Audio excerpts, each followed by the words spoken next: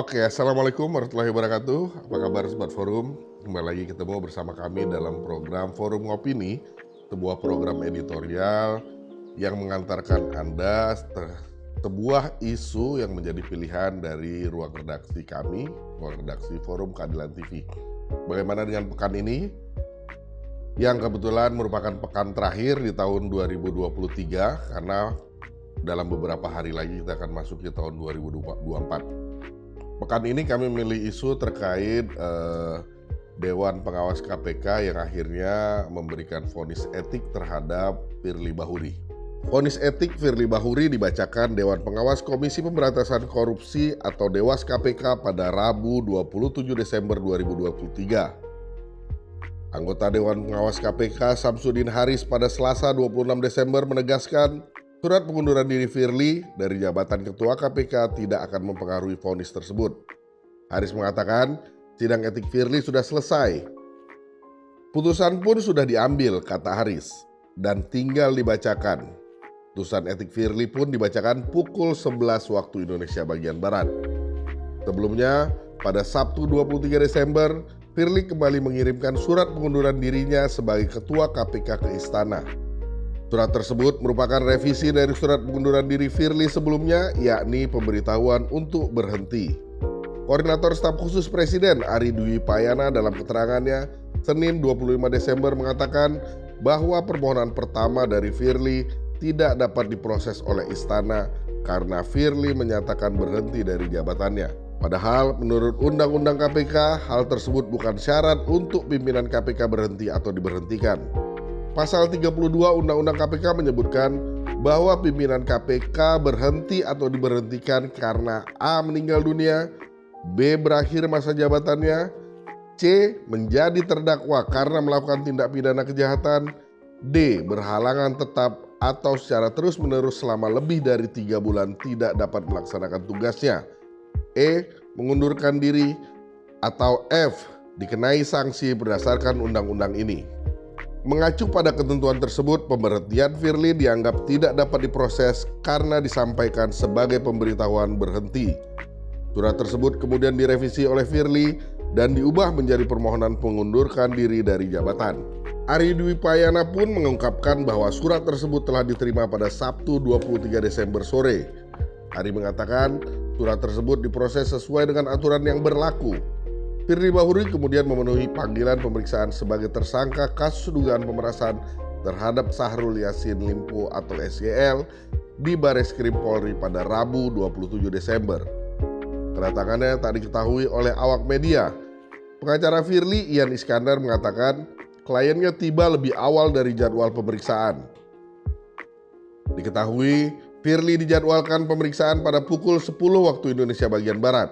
Ian mengatakan Firly memenuhi panggilan untuk memberikan klarifikasi terkait harta dan aset yang tidak dapat dilaporkan dalam laporan harta kekayaan penyelenggara negara atau LHKPN. Menurutnya ada beberapa aset milik Firly yang tidak dilaporkan karena kendala administrasi. Wakil Direktur Tindak Pidana Korupsi Bareskrim Polri Kombes Pol Arief Adiarsa pun membenarkan bahwa Firly telah memenuhi panggilan pemeriksaan. Di hari yang sama, Dewas KPK menyatakan Firly Bahuri terbukti melanggar kode etik dan pedoman perilaku terkait pertemuannya dengan SYL di Gor Badminton Tangki di Jakarta Barat. Ketua Dewas KPK Tumpak Hatorangan Panggabean di gedung ACLC, Jakarta Selatan mengatakan bahwa Firly dijatuhi sanksi berat dan diminta untuk mengundurkan diri dari jabatannya. Dewas menilai Firly telah melanggar pasal 4 ayat 2 huruf A atau pasal 4 ayat 1 huruf 1 dan pasal 8 ayat E Peraturan Dewas KPK nomor 3 tahun 2021. Dalam pertimbangannya, Dewas menyatakan Firly terbukti secara sah dan meyakinkan melakukan hubungan langsung dan atau tidak langsung dengan SYL sebagai pihak yang berperkara dan tengah ditangani oleh KPK. Firly juga tidak memberitahu kepada pimpinan KPK lainnya terkait pertemuan tersebut. Dewas mencatat Firly melakukan pertemuan dengan SYL sebanyak 3 kali. Pertama, pada 12 Februari 2021 di rumah sewaan Firly di Jalan Kertanegara, Jakarta Selatan. Kedua, pada 23 Mei 2021 di rumah Firly di Bekasi. Terakhir, pada 2 Maret 2022 di Gor Tangki, Mangga Besar, Jakarta Barat. Fakta persidangan, Dewas mengungkapkan bahwa komunikasi antar keduanya terus berlanjut, yakni pada 23 Mei 2021, Juni 2021, Oktober 2021, Desember 2021, dan Juni 2022. Selain pertemuan, terdapat 2 pelanggaran kode etik dan pedoman perilaku lainnya, yaitu Firly tidak melaporkan secara benar harta kekayaan di LHKPN, termasuk utang serta sewa rumah di Jalan Kertanegara, Jakarta Selatan. Tumpak juga mengatakan, dalam keputusan yang diambil terdapat beberapa pertimbangan mengenai hal-hal yang meringankan dan memberatkan. Menurut Tumpak, tidak ada hal yang meringankan dari perilaku Firly. Tumpak juga membacakan hal yang memberatkan bagi Firly. Menurutnya ada beberapa hal yang memberatkan, antara lain Firly disebut tidak mengakui perbuatannya serta tidak hadir dalam persidangan kode etik dan pedoman perilaku tanpa alasan yang sah. Selain itu, Firly juga dinilai melakukan upaya untuk memperlambat jalannya persidangan di Dewas KPK. Hal memberatkan lainnya, Firly pernah dijatuhi sanksi kode etik. Anggota Dewas KPK Samsudin Haris dalam sidang etik pun menyebut terdapat 7 aset yang tidak dilaporkan oleh Firly pada LHKPN pada tahun 2020, 2021, dan 2022, dan keseluruhan aset tersebut dibeli dengan menggunakan nama istri Firly. Menurutnya, temuan tersebut didukung oleh bukti dari keterangan beberapa saksi dan terdapat juga barang bukti berupa dokumen pembayaran apartemen. 7 aset yang tidak dilaporkan oleh Firly ke LHKPN antara lain adalah 1.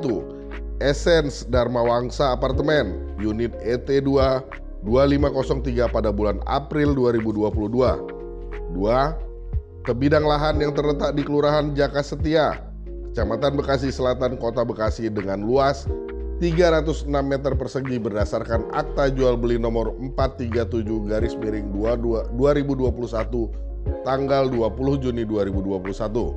3. Sebidang lahan di Desa Klaret, Kecamatan Kebon Pedes, Kabupaten Sukabumi dengan luas 2.727 meter persegi melalui akta jual beli nomor 359/2021 tanggal 1 Desember 2021. 4. Sebidang lahan di Desa Bojong Koneng, Kecamatan Babakan Madang, Kabupaten Bogor dengan luas 2.052 meter persegi berdasarkan akta jual beli nomor 192/2022 tanggal 17 Oktober 2022. 5. Sebidang lahan sertifikat hak milik nomor 2198 di Sukabangun, Palembang dengan luas 520 meter persegi tahun 2021. 6. Sebidang lahan dengan sertifikat hak milik nomor 2186 di Sukabangun, Palembang dengan luas 1.477 meter persegi tahun 2021. 7.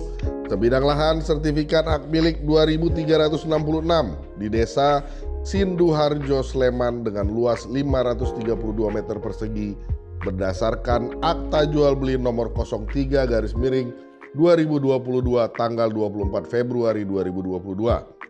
Firly Bahuri diketahui tak melaporkan uang valuta asing atau falas miliknya yang senilai 7,5 miliar rupiah ke LHKPN.